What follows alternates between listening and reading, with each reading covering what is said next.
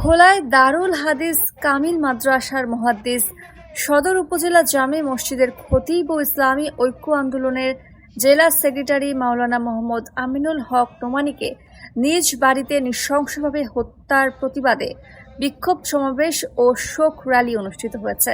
সোমবার ৮ সেপ্টেম্বর দুপুর ১২টার দিকে ভোলা শহরের কালীনাথ রায়ের বাজার হাটখোলা জামে মসজিদ প্রাঙ্গণে এ প্রতিবাদ সমাবেশ ও শোক র্যালি অনুষ্ঠিত হয়।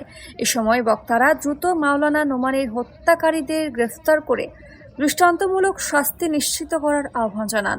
অন্যথায় ভোলার তৌহিদি জনতা কঠোর কর্মসূচি দিতে বাধ্য হবে বলে হুঁশিয়ারি দেন। প্রতিবাদ সমাবেশে আগামী ১৩ সেপ্টেম্বর ভোলা সরকারি স্কুল মাঠে বৃহত্তর গণসমাবেশের ঘোষণাও দেওয়া হয়। পরে বিক্ষোভকারীরা কালীনাথ রায়ের বাজার থেকে শোক র্যালি বের করে শহরের প্রধান প্রধান সড়ক প্রদক্ষিণ শেষে কর্মসূচি শেষ করেন। ঊর্ধ্বতন কর্তৃপক্ষকে বলবো, আপনারা ভোলায় কিসের জন্য এসেছেন? আপনাদের কাজ কি? আপনারা আমাদের সাথে যখন কথা বলেন, ভালো ভালো কথা বলেন, আপনাদের কথা বলায় আমাদের চিরা ভিজবে না। আজকে ভোলার মানুষ অরক্ষিত, যেখানে ঘরের মধ্যে মানুষ খুন হয়, সেখানে আজকে প্রতিটা পরিবার, প্রতিটা ফ্যামিলি, সংসার, শিক্ষক, যে যেখানে আছেন সবাই উদ্বিগ্ন। আইন শৃঙ্খলার এত অবনতি কেন? এর মধ্যে কি রহস্য লুকায়িত? আমি বলবো যে এই নোমানী সাহেবকে হত্যা, এটা ভোলা নয়, একটা মাস্টার প্ল্যান। এটা হবিগঞ্জে একজন আলেমকে হত্যা করা হয়েছে, আটহাজারিতে 2 জন ছাত্রকে হত্যা করা হয়েছে। আজকে বাংলাদেশকে একটি অকার্যকর রাষ্ট্র করার জন্য যে পরিকল্পনা, সেটা এই ভোলা থেকে শুরু হয়েছে। তাই আমি বলবো 24 ঘন্টার মধ্যে গ্রেফতার না করেন, না হলে সম্মানে ভোলা ত্যাগ করেন। এসপির অপসারণ চাই, এই এসপির প্রত্যাহার চাই, এই ওসির প্রত্যাহার চাই। এই ডিসি, আপনি ভালো মানুষ, এই ভালো মানুষের দরকার নাই। খুনিদেরকে গ্রেফতার না করলে আপনিও ভোলা থেকে চলে যান। মন্ত্রীকে বলবো, এই সব লোক দিয়ে আমরা 1-1.5 মাসের মধ্যে ওরা 3টি তাজা খুন হলো, একজন আসামিকেও গ্রেফতার করতে পারেন নাই। সুতরাং ভোলাবাসী আপনাদেরকে দেখতে চায় না, দেখতে চায় না। ঘরের ভিতরে নৃশংসভাবে পরিকল্পিতভাবে তাকে হত্যা করা হয়েছে।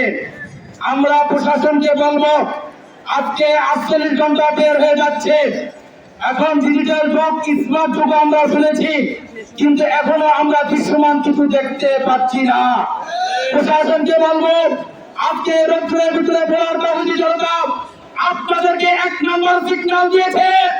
আগামী 24 ঘন্টার ভিতরে যদি এই খুনিদেরকে আপনারা চিহ্নিত করতে ব্যর্থ হন, সে চরমুক্তি থেকে ঈশা পর্যন্ত এমন আন্দোলন করে করবো, আপনারা বসে থাকতে পারবেন না।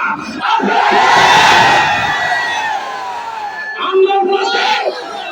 একের পর এক হত্যা দেখেছি। ইসলামকে লঞ্চের ভিতরে হত্যা করেছে, তার আগে মোবাইলে খারাপ, তার সাথে কলম করেছে, আপনারা সেটা বের করতে পারেন নাই।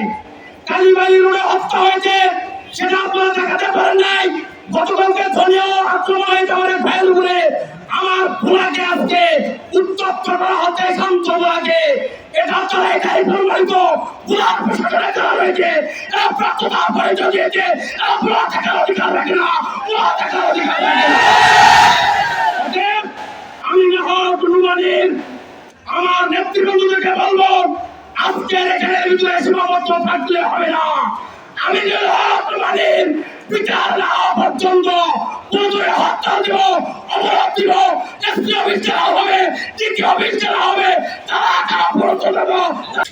সাথে সাথে সাথে বলতে হয়, আমাদের ভোলা জেলা অভিভাবক, জেলা প্রশাসনের পক্ষ থেকে এখন পর্যন্ত কোন প্রতিবাদ আসে না এবং ঠিকা প্রস্তাব পাশ করে না।